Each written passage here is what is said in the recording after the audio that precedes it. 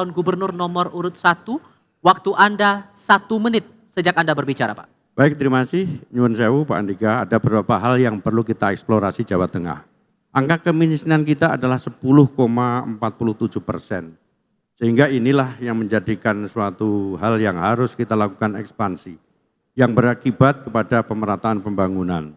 Oleh karena itu, kami hanya ingin menanyakan bagaimana saudara melihat persoalan tersebut dan solusi apa yang akan saudara berikan. Ada tambahan atau sudah cukup, Bapak? Cukup. Oke, kita hentikan waktunya. Saya berikan kesempatan untuk calon gubernur nomor urut 1 memberikan jawaban. Waktu Anda 3 menit sejak Anda berbicara, Pak. Ya, kemiskinan memang merupakan PR bagi siapapun yang akan terpilih menjadi gubernur, wakil gubernur Jawa Tengah.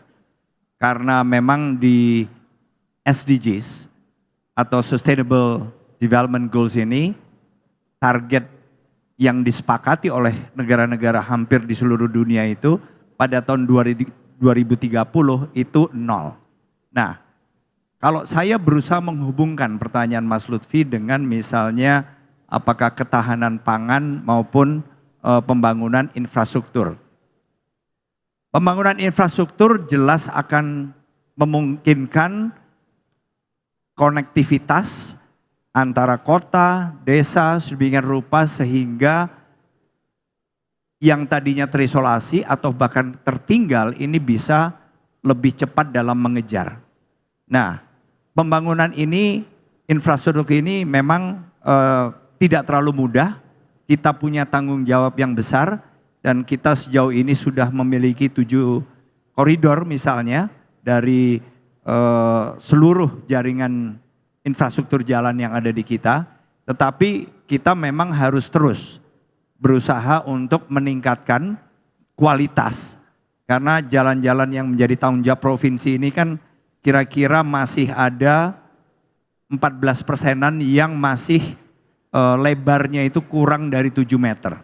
Jadi salah satunya adalah bagaimana kita 5 tahun ke depan ini berusaha untuk melebarkan jalan-jalan yang menjadi tanggung jawab provinsi dengan budget kita agar minimal mempunyai kelebaran 7 meter.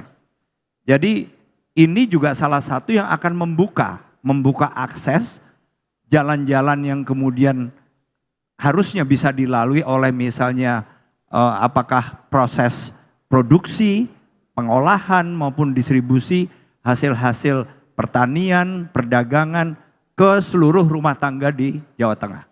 Jadi ini adalah salah satu program kami di mana kami akan menargetkan secara spesifik 14%-an jalan provinsi yang saat ini kelebarannya kurang dari 6 meter untuk minimal menjadi 7 meter. Itu ada tambahan, Mas? Ya, secara sederhana adalah mengatasi kemiskinan dengan cara membuat masyarakat usia produktif mempunyai pendapatan. Maka pasangan Andika Hendy hari ini punya 2 metode. 1, mempercepat izin, tidak ada pungli di dalam proses izin, kemudian juga membuat kepercayaan investasi masuk ke Jawa Tengah, sehingga terjadi rekrutmen tenaga kerja. Bagaimana kemudian yang tidak diterima sebagai tenaga kerja? Maka kita akan kembangkan UMKM yang kemudian disupport pemerintah dari mulai permodalan sampai akses pasar. Waktu Anda habis, Bapak, terima kasih. Saya berikan kesempatan untuk calon gubernur nomor urut 2 memberikan tanggapan atas jawaban dari Cagup nomor urut 1. Waktu Anda 2 menit sejak Anda berbicara. Baik, terima kasih. Mungkin masukan yang bagus juga dari Pak Andika dan Mas Hendy. Cuman yang dalam rangka 10,47% itu adalah besar. Artinya 3 hal terkait dengan kemiskinan di Jawa Tengah. 1 dari segi pendapatan. Pendapatannya apa? UMR di Jawa Tengah sangat kecil sekali, yaitu 2.035.000. Kemudian apa? Di tempat kita dari segi pendapatan hampir 140.000 masyarakat Jawa Tengah kena PHK terhitung September kemarin. Kemudian yang ketiga apa? Stabilisasi serapan hasil tani dan nelayan rendah. Itu pendapatan. Kemudian dari segi layanan dasar, dari segi infrastruktur dasar, ini perlu dipikirkan. Makanya jalan yang paling tepat adalah 1, kita harus memberikan subsidi pangan murah kepada masyarakat agar tepat sasaran. Di mana itu? Di tempat-tempat yang menjadi perkumpulan masyarakat dalam rangka miskin ekstrim. Kemudian yang kedua, berikan sekolah gratis. Kemudian berikan kesehatan gratis. Bagi sekolah gratis digunakan warga SMA yang mempunyai putus sekolah. Itu pun datanya hampir 160.000 masyarakat kita putus sekolah miskin ekstrim. Dan yang ketiga adalah kita juga harus membuat fasilitas kesehatan yang bisa dinikmati oleh masyarakat. Layanan kesehatan kita harus kita dekatkan dengan masyarakat dengan puskesmas miling. Kalau perlu puskesmas pembantu harus kita siapin 1 dokter, 1 perawat. Dengan demikian masyarakat kita sehat, beger, waras, umurnya cukup dan berasnya banyak. Itu mungkin saya sampaikan. Masih ada waktu? Terima kasih. Dicukupkan Bapak? Dicukupkan? Cukup Bapak? Oke, kita hentikan waktunya. Teman-teman terima kasih. Kita berikan kesempatan untuk Cagup nomor urut 1 memberikan respons atas tanggapan dari Cagup nomor urut 2. Waktu Anda 2 menit Pak, sejak Anda berbicara. Ya, itu semua adalah langkah-langkah yang memang diperlukan Mas Lutfi.